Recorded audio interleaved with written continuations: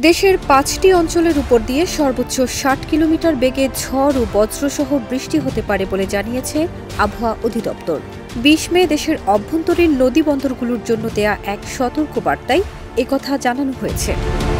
ওয়ালটন আবারও মিলিনিয়ার অফারে ওয়ালটন ফ্রিজ কিনে আপনিও হয়ে যেতে পারেন মিলিয়নিয়ার। মিলিনিয়ার ছড়াছড়ি দেশ জুড়ে, এটা শুধু ওয়ালটনই পারে।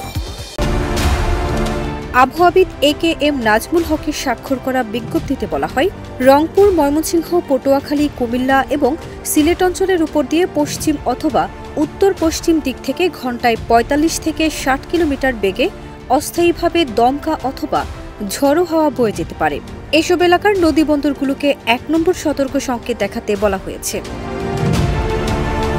এদিকে গতকাল রাতে দেয়া আবহাওয়ার পূর্বাভাসে বলা হয়েছে, রংপুর, ময়মনসিংহ ও সিলেট বিভাগের অনেক জায়গায়, রাজশাহী, ঢাকা ও চট্টগ্রাম বিভাগের কিছু কিছু জায়গায় এবং খুলনা ও বরিশাল বিভাগের ২-১ জায়গায় অস্থায়ীভাবে দমকা হাওয়া সহ বিদ্যুৎ চমকানো বা হালকা থেকে মাঝারি ধরনের বৃষ্টি বা বজ্রসহ বৃষ্টি হতে পারে।